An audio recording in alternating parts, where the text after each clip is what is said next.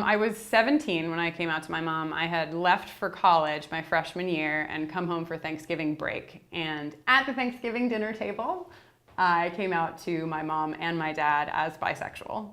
I hadn't planned coming out to them at all. I came home without that intention, but my mom especially is super religious, and she had given me a student Bible when I went away to college. And at that point in my life, I was very angry, so I read it with the sole purpose of finding the things that would make me upset. And so after we finished our meal, I brought it down to the table. And at that point, my mom had asked me several times. I was part of the GSA in high school, and she said, well, are you gay? Are you a lesbian? And I said, no, I believe in equal rights and what have you. And so I'd asked her, please don't ask me again. If I have something to tell you, I'll tell you.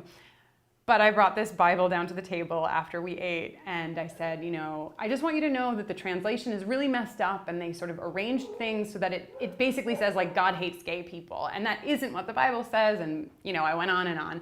And she said, I know I said that I wouldn't ask you, but is there something you need to tell us? And I just sort of made this split-second decision to say it. And I said, yes, there is. I want to tell you both that I'm bisexual. And then there was just like a silence that hit the table, and it was really scary for me. It was really overwhelming for my mom. My mom burst into tears. And she had suspected it for so long, but I think that confirmation for her was a really big trigger.